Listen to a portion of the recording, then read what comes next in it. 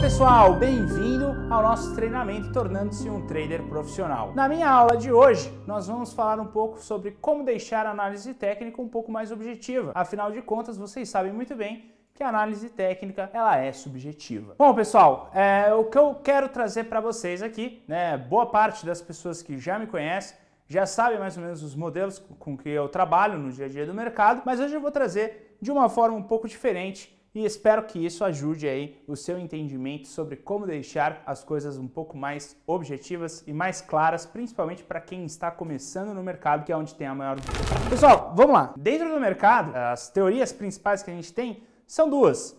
Nós temos a teoria de Down e também a teoria aí de Ralph Elliott das ondas de Elliott. Você já deve ter estudado sobre a teoria de Down. A teoria de Down ali é o princípio da análise técnica, onde mostra o mercado aí começando seus movimentos e começando a interpretar sobre os seus gráficos. E na teoria das ondas de Elliott, Elliott já passa um pouco mais de informação, dizendo o seguinte: o mercado se move por ondas. Nós temos ondas de movimento 1, 2, 3, 4 e 5 numa impulsão e uma correção em ABC. E o que a gente pode tirar sobre isso dentro do mercado? Principalmente aí para quem opera day trade. E acredite, operar day trade é mais fácil do que você imagina. Quando você ouve falar ondas de Elliott, a principal dúvida que todo analista técnico tem e também todo trader tem, em qual onda a gente está agora? Essa é a maior dificuldade. Afinal de contas, descobrir qual que é a onda e qual que é o movimento que estamos é muito difícil, principalmente se você está falando de um gráfico contínuo. O gráfico contínuo seria aquele gráfico diário. Já o gráfico intradiário é mais fácil, desde que eu leve uma premissa super importante quando o mercado abrir. E agora nós vamos falar dessa primeira premissa. A primeira premissa diz o seguinte: assim que o mercado abrir, eu posso desconsiderar a movimentação do dia anterior. Se eu desconsiderar a movimentação do dia anterior, colocando e interpretando a movimentação de abertura do dia atual, o mercado teria que estar fazendo o começo de uma onda, e seria essa onda 1. Para eu ter uma onda 1 dentro do mercado, eu teria que ter uma movimentação de impulsão dos seus candles. Então, eu tenho aí, pelo menos, que ter 3 candles impulsivos. Então, esses candles têm que ter máxima e mínima maior que o candle anterior. Se eu tiver, na abertura do mercado, 3 candles formando máxima e mínima maior que a máxima e mínima do candle anterior, eu já tenho uma movimentação de impulsão. E eu posso chamar ela de onda 1. Esse movimento também pode ser inverso e pode ser ali para baixo também, para quem quiser. Se o mercado já produziu uma onda 1, eu posso esperar pela onda 2. A onda 2 seria uma movimentação de pullback, que a gente chama no mercado. O que é um pullback? Um pullback nada mais é do que uma correção no mercado para tomar um impulso e continuar a sua movimentação. O mercado se move por ondas. Ele é um organismo vivo, então ele respira, expira e inspira todo o seu movimento. Nesse caso aí, pessoal, se ele está fazendo essa onda corretiva, a gente pode chamar essa onda corretiva de onda 2. Afinal de contas, as ondas de Elliott, elas mostram exatamente isso. Eu tenho movimento onda 1, 2, 3, 4 e 5. Na onda 1, então, o mercado tem que ter pelo menos 3 barras com máximas e mínimas maiores que os candles anteriores para uma tendência de alta. E a tendência de baixa é o inverso. A correção, pessoal, precisa ter pelo menos 2 barras corretivas. Então, você tem que ter pelo menos nessas 2 barras, elas têm que ter máxima e mínima menor do que a máxima e a mínima do candle anterior e também ser barras de cores contrárias. Não temos correção no mercado se as cores são iguais. Cuidado com isso. Nesse caso, pessoal, a gente já montou aqui uma onda 1 e 2. O nosso trade, ele pode ficar na onda 3, a onda mais clara que temos dentro do mercado. Basta eu ter o rompimento da máxima da onda 1 ou da mínima se for numa tendência de baixa. E aí a movimentação segue adiante. Esse movimento, pessoal, ele nada mais é do que um pivô clássico dentro do mercado. E olha só que interessante, se eu estou falando de day trade, eu posso desconsiderar o dia anterior, me focar naquele gráfico que eu estou olhando naquele momento, e se esse gráfico estiver produzindo um pivô clássico, a gente já chama esse movimento de primeiro movimento. Bem bacana, não é mesmo? Bem bacana, fácil e objetivo de se enxergar no dia a dia. O mais interessante é que esse tipo de movimento, se ele tiver um alinhamento com suas médias, e aqui vai uma coisa bem importante. Médias móveis podem ser utilizadas para ajudar a identificar se esses movimentos estão em linha ou não, porque até então o que a gente falou aqui foi apenas do price action. Então o mercado abriu, os candles começaram a se formar, não importou muito a movimentação do dia anterior. Só que agora eu vou botar uma pitadinha de coisas a mais. Então nessa segunda pitadinha de coisas a mais está a minha média móvel. Eu posso utilizar a minha média móvel de 20 períodos. O que seria a média móvel de 20 períodos? Ela está pegando os últimos 20 fechamentos de candlesticks do meu gráfico. Ela vai estar pegando o dia anterior. Se ela está pegando o dia anterior, pessoal, aí eu já estou considerando um pouco da movimentação anterior. Mas nesse caso, a gente vai pegar a média móvel, mas ainda não vamos considerar o movimento dos preços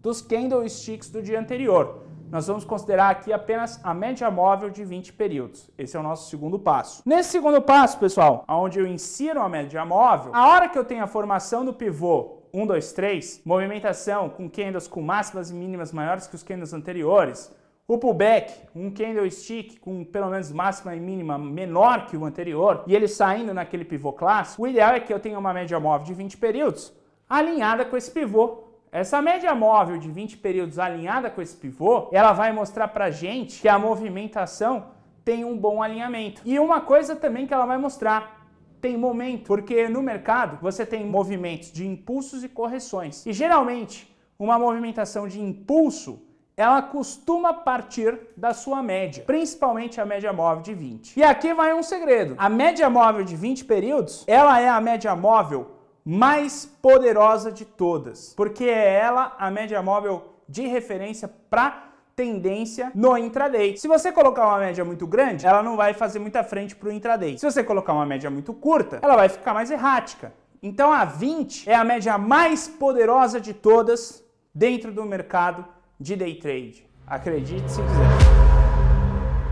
Então, pessoal, a gente estava falando, sobre como deixar o nosso trade mais objetivo no dia a dia. E eu falei para vocês, aguardem essa movimentação de impulsão no mercado, a correção e a continuação dela. E aí a gente alinhou a média móvel de 20 períodos. Agora, pessoal, a gente tem mais uma coisa que a gente pode colocar nesse movimento para ele ficar mais objetivo. E o nosso próximo ponto que a gente pode estar colocando no nosso gráfico é o Fibonacci. Se você pegar na movimentação de impulsão do mercado e traçar um Fibonacci de retração, você pode observar o seguinte: quando eu tiver a impulsão do mercado, a correção ela não pode ultrapassar 61,8% do movimento de impulso anterior, que seria mais conhecido aí por vocês como a terceira retração de Fibonacci no movimento corretivo. Esse movimento de terceira retração, ele não é o ideal.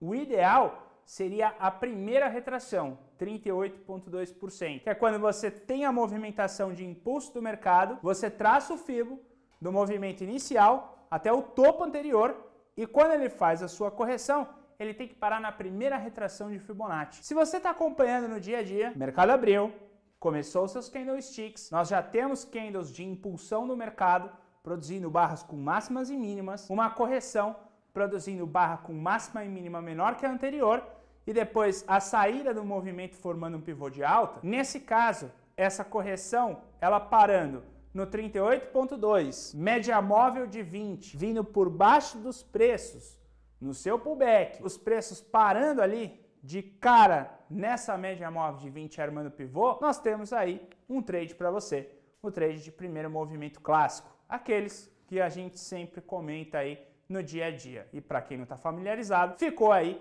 essas informações que são as mais importantes desse primeiro movimento clássico. Então, resumindo, a gente precisa ter nesse primeiro movimento clássico, a impulsão, a correção, as barras, elas têm que produzir máximas e mínimas maiores ou menores que os candles anteriores. A correção não pode ultrapassar 38,2% da retração de Fibonacci e a média móvel de 20, ela tem que vir dando um halt nos preços. Halt seria uma parada nos preços e a continuação. Esse tipo de trade, se ele tiver um alinhamento com sua média móvel de 20 e ela não afastada e parando na primeira retração, nós temos 74% de chance dele bater no primeiro alvo e aí você tem um bom trade para fazer no dia a dia. Vale a pena procurar por esse trade. Uma dica, você que está acompanhando a gente, provavelmente você deve perceber o seguinte, falar do primeiro movimento clássico é fácil. Você vê lá o trade todo dia, você vai abrir o seu gráfico e procurar esse tipo de movimento. O problema maior, pessoal, é que esse trade,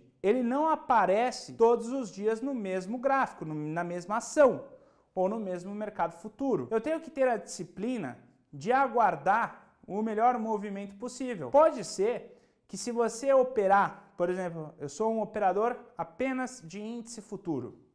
Pode ser que isso aconteça 2 vezes por mês no índice futuro. Esse bom alinhamento, tá? Eu preciso de um bom alinhamento. Eu não tenho como saber quando isso vai acontecer. Então eu, como trader, vou ter que acompanhar o mercado todos os dias. Mas não necessariamente todos os dias eu tenho que abrir uma boleta, porque eu quero que essa movimentação se torne da sua maneira mais perfeita possível e onde eu também consigo enxergar de uma maneira fácil. Se o trade ele começa a ficar muito complicado, ficou ruim, não é bom fazer esse trade mais. Agora, se a movimentação está clara, eu abri o gráfico, aquilo ficou muito claro para mim, eu tenho que fazer sem hesitar. E aí a pergunta, aonde que fica o alvo e aonde que fica o stop num setup como esse? Veja só, pessoal, o stop comum do mercado e o mais praticado e o que deve ser utilizado no dia a dia, que seria o ponto de stop técnico, ele fica no seu pullback, no fundo da onda 2. E qual que é o alvo? Alvo, eu posso traçar o Fibonacci de extensão. Fibonacci de extensão, expansão, dependendo da plataforma que você estiver utilizando, ele vai te mostrar os alvos de Fibo ali posteriormente. Isso tudo que a gente está falando aqui, pessoal, nada mais é do que as teorias aí das ondas de Elliott. Ralph Elliott já descrevia isso. A única coisa que a gente está fazendo aqui é colocando ela de uma forma mais objetiva, aonde a gente está inserindo os candlesticks, inserindo a média móvel e dizendo para você o seguinte, ele tem que ter várias combinações perfeitas para que eu possa atuar no trade.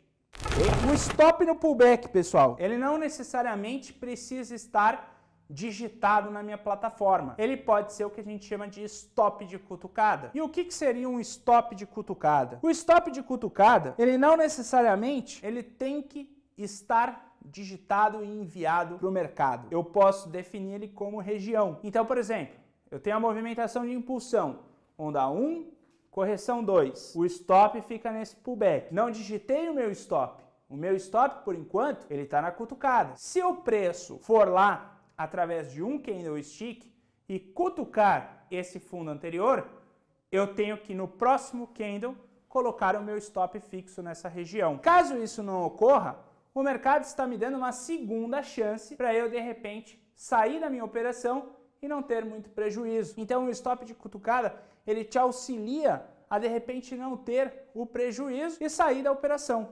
Muita gente confunde, acha que o stop de cutucada é para você continuar no trade e ainda tentar fazer desse trade dar lucro. Mas na verdade não. O stop de cutucada, ele é para te salvar algumas vezes nas operações. E coincidentemente, a gente sabe que o stop de cutucada, ele tem 80% de chance dela conseguir retornar e você sair da sua operação. Porque muitas vezes o mercado, quando ele está frustrando uma onda 2, é porque ele está ficando mais lateralizado. E nessa lateralização, a gente tem a saída ali do movimento que pode nos garantir com o stop de cutucada. Seria trivial no dia a dia a utilização de um stop de cutucada. Você que está operando todos os dias no mercado, o stop de cutucada muitas vezes vai te salvar. Porque a gente sabe que se o mercado frustrou onda 1, 2 e 3 de Elliott, ele está tendendo a ficar lateral. E apenas 20% das vezes ele vai acabar realmente virando uma tendência com força. Então aqui, pessoal, a gente falou do movimento onda 1, 2, 3 da teoria das ondas de Elliott. Esse movimento 1, 2, 3 nada mais é do que um movimento de impulso, correção e a continuação, saída pelo seu pivô. Ué, mas as ondas de Elliott, ela é 1, 2, 3 e acaba por ali? Não, as ondas de Elliott, ela é 1, 2, 3, 4 e 5. Então o que isso significa, pessoal? Isso significa que para as ondas 4 e 5, a gente pode também deixar algo de forma objetiva para você. Veja só que interessante. Como eu disse logo no começo, é muito difícil a gente olhar para o mercado e perceber que o mercado está fazendo um movimento limpo. Limpo é respeitando as ondas de Elliott. Muitas vezes ele não está respeitando as ondas de Elliott com tanta precisão, mas eu tenho uma forma de deixar algo mais objetivo para tentar capturar um mercado que possivelmente possa estar formando uma onda 4 e aí eu quero operar a onda 5. E qual que é essa forma? É o que a gente chama de Power Breakout. O Power Breakout, ele seria basicamente a saída aí para uma onda 5 de mercado. Quais que são os requisitos mínimos para um Power Breakout, pessoal? Ele tem que ter uma movimentação de impulsão forte. Se eu estou falando de um trade que ele tem que ter uma onda 1, 2, 3, um primeiro movimento, para eu ter a correção 4 e 5, eu já teria que ter formado pelo menos um pivô de alta no dia. Então eu já teria que ter feito 1, 2, 3, o 4 e o 5. Se eu conseguir identificar isso no gráfico, show de bola. Maravilha, mas pode ser que tenha dias que você não consiga identificar isso. Então, para deixar ele de forma bem objetiva, a gente tem duas coisas que a gente pode estar fazendo no nosso dia a dia. Primeira coisa, pessoal, para um primeiro movimento clássico, ele tem entre 5 a 8 barras no dia. Então, o mercado abriu e ele vai começar a produzir suas barras. Barra 1, barra 2, barra 3, barra 4. Ele pode produzir até 8 barras. Se ele produzir mais do que 8 barras, já não me interessa como primeiro movimento clássico. Na verdade, aqui vai um segredinho. Se ele já tiver mais do que 5 barras, já também não me interessa para um primeiro movimento clássico. Eu já prefiro ir para o Power Breakout. E talvez o mercado ele tenha uma movimentação que ficou escondida lá anteriormente e a gente não consegue ver essa movimentação. A primeira forma objetiva para medir isso é: se o mercado produziu mais do que 8 barras iniciais, eu preciso esperar uma movimentação lateral horizontal de pelo menos 10 barras. Se o mercado fez, pessoal, 10 barras na impulsão e ficou mais 10 barras em lateralização horizontal lá no topo, a média móvel de 20 vindo por baixo dos preços, ela tem que bater no candlestick e buscar o rompimento dele. Se ela conseguir produzir isso, esse movimento de Power Breakout já é o suficiente para a gente entrar na operação no rompimento da sua máxima. Ele ficou objetivo. Então, isso é uma coisa que ajuda bastante quando estamos acompanhando dentro do mercado. E o Power Breakout é isso. É uma movimentação de impulsão, uma lateralização horizontal de pelo menos 10 barras, média móvel de 20 vindo pelos preços, batendo por baixo e continuando a movimentação. É interessante também que no Power Breakout, em nenhum momento, a média móvel de 20 entra nos preços. Ela não entra nos preços, ela bate nos preços. Então, numa movimentação de baixa, ela vem por cima, bate no preço e como se fosse um chute, o mercado continua a sua movimentação. E na movimentação de alta, a mesma situação. Ela vai por baixo dos preços, dá um chute nos preços, e ele continua a sua movimentação para cima. Então o Power Breakout, ele é de fato aí, pessoal, muito bom para se operar, tá? Porque ele é uma fácil visualização e meio objetiva. Por mais que não pareça, é objetivo. A outra forma da gente estar identificando um Power Breakout é se o mercado, ele produz na sua movimentação, então ele produz o seu movimento 1, 2, 3, de forma definida. Muitas vezes quando a gente abre um gráfico, né, acompanha aí um ativo, a gente consegue ver de fato se o mercado ali, ele conseguiu produzir essa movimentação 1, 2, 3, o pivô certinho. Se esse pivô certinho foi construído, a gente no próximo ponto espera pelo Power Breakout. Então o mercado produziu 1, 2, 3. Nesse 1, 2, 3 é aquele primeiro movimento clássico, então barras com máximas e mínimas maiores que os candles anteriores, barras com máximas e mínimas menores, e aí depois produziu o pivô, não ultrapassa de 5 barras de impulso, 2 barras de correção, fez o pivô, depois você espera. Se ele estiver fazendo 10 barras em lateralização, a movimentação está super tendenciosa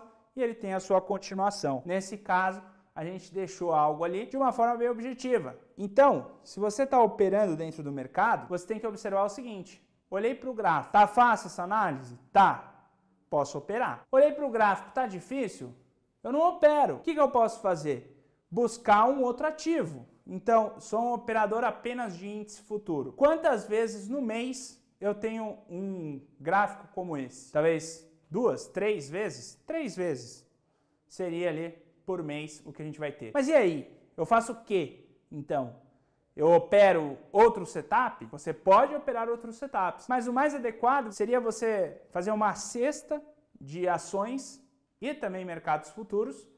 E aí, quando um deles está se enquadrando, você faz a operação, porque assim você vai ter uma taxa de acerto muito maior do que se você operar um único ativo. Então, pessoal, a gente falou aqui do movimento 1, 2, 3, 4 e 5. O 4 com 5 é o Power Breakout. O 1, 2, 3 é um primeiro movimento, ou um movimento clássico, pivô clássico no mercado. E agora nós temos o ABC de mercado. Lembra, ondas de Elliott?